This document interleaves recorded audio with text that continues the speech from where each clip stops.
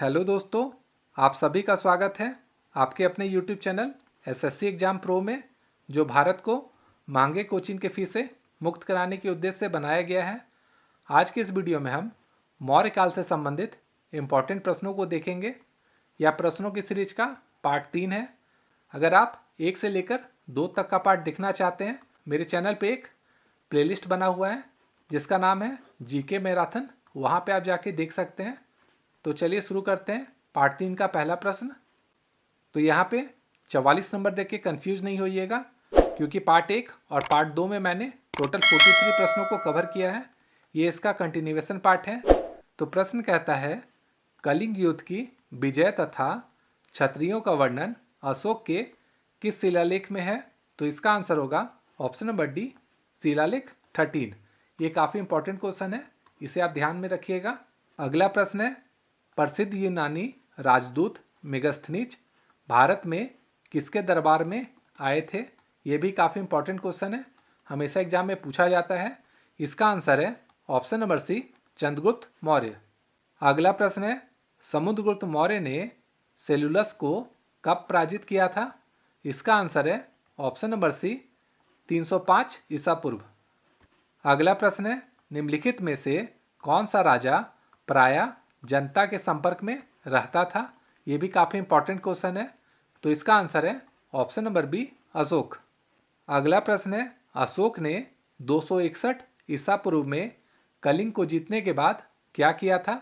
ये बहुत ही important question है, हमेशा एग्जाम में पूछा जाता है।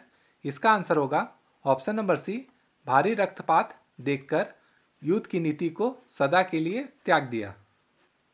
अगला प्रश्न है, अशोक के अधिकांश अभिलेख किस भाषा व लिपि में है? तो इसका आंसर है ऑप्शन नंबर ए, प्राकृत व ब्राह्मी। अगला क्वेश्चन शुरू करने से पहले आपसे अनुरोध रहेगा कि अगर आपको वीडियो मेरी पसंद आ रही है तो वीडियो को लाइक कीजिएगा और एक प्यारा सा कमेंट करना भी नहीं भूलिएगा। और अगर आप किसी टॉपिक के ऊपर वीडियो बनाना चाहते हैं तो भी मुझे बताइएगा, मैं हर कमेंट का जवाब आपको दूंगा।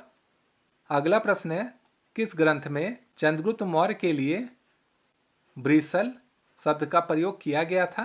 तो इसका आंसर है ऑप्शन नंबर सी, मुद्रा राक्षस। अगला प्रश्न है, मौर्य नरेश के बारे में निम्नलिखित में से कौन सा कथन सही है? उन्होंने विकास किया था। किसका विकास किया था? चलिए देखते हैं। संस्कृति, कला व साहित्य का, ये सही है। सोने के सिक्के का, ये गलत है। प्रांतीय विभाजन का, ये सही है। और लास्ट में दिया हुआ है हिंदू कुश का, ये भी सही है। इसका मतलब 1, 3 और 4 सही है।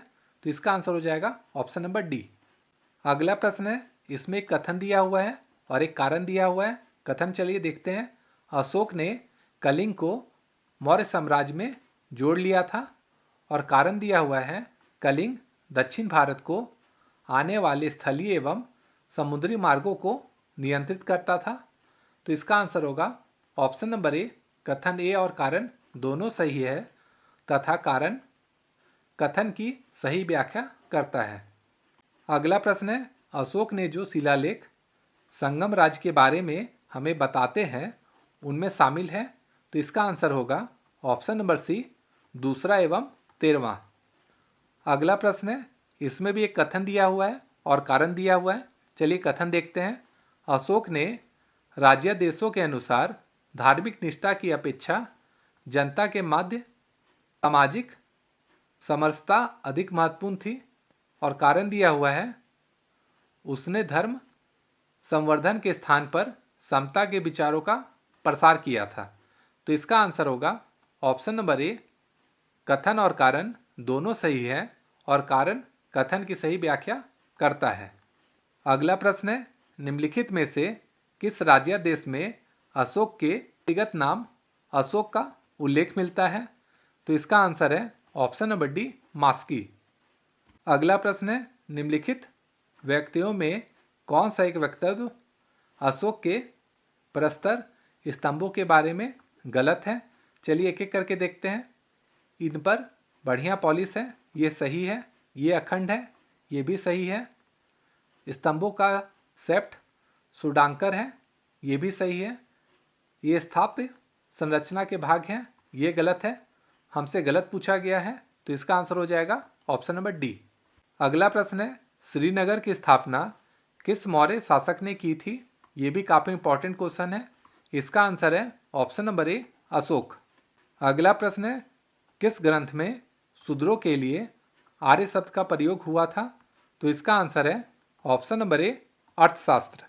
अगला प्रश्न है, अशोक ने अपने राज्याभिषेक के चौथे वर्ष निग्रोय के प्रभाव से प्रभावित होकर किससे बौद्ध धर्म की दीक्षा ली थी? ये भी काफ़ी इंपॉर्टेंट क्वेश्चन है, तो इसका आंसर है ऑप्शन नंबर सी उपगुप्त। अगला प्रश्न है, किसने पाटलिपुत्र को पॉलीब्रोथा कहा था? तो इसका आंसर है ऑप्शन नंबर ए मेगस्थनीज। अगला प्रश्न है, मौर्य काल में एग्रानोमाई किसे कहा जाता था? तो इसका आंसर है ऑप्शन नंबर बी सड़क निर्माण अधिकारी को। अगला प्रश्न है, मौर्य काल में गुप्तचरों को क्या कहा जाता था? तो इसका आंसर है ऑप्शन नंबर ए गुड़ पुरुष। अगला प्रश्न है, किस श्रीलंकाई शासक ने अपने आप को मौर्य सम्राट अशोक के आदर्शों के अनुरूप ढालने की कोशिश की थी? तो इसका आंसर होगा ऑप्शन नंबर सी तीस। अगला प्रश्न है, किस जैन धर्म में चंद्रगुप्त मौर्य के जैन धर्म अपनाने का उल्लेख मिलता है? ये भी काफ़ी इंपॉर्टेंट क्वेश्चन है, तो इसका आंसर होगा ऑप्शन नंबर बी परिशिष्ट पर्वन। अगला प्रश्न है, किस महीने से मौर्यों का राजकोषीय वर्ष आरंभ होता था? तो इसका आंसर होगा ऑप्शन नंबर बी आषाढ़ यानी जुलाई में। अगला प्रश्न है, निम्नलिखित में किन किन दक्षिण भारतीय जातियों का उल्लेख अशोक के शिलालेखों में किया गया है? चलिए देखते हैं कौन कौन सा दिया हुआ है। पहला दिया हुआ है चोल, ये उल्लेख में है। उसके बाद है पल्लव, ये नहीं है। पांड्य, ये है। फिर है सत्यपुत्र, ये भी है। फिर है केरल पुत्र, ये भी है। और उसके बाद दिया हुआ है विष्णुकुंड, ये नहीं है। इसका मतलब 1, 3, 4 और 5 सही होगा, तो इसका आंसर हो जाएगा ऑप्शन नंबर ए। अगला प्रश्न है, अशोक के बारे में जानने के लिए सबसे महत्वपूर्ण स्रोत है? तो इसका आंसर होगा ऑप्शन नंबर बी शिलालेख। तो दोस्तों, यह था पार्ट 3। आगे का पार्ट अगले वीडियो में आएगा, तो चैनल को लाइक, शेयर और सब्सक्राइब जरूर करें। Thank you.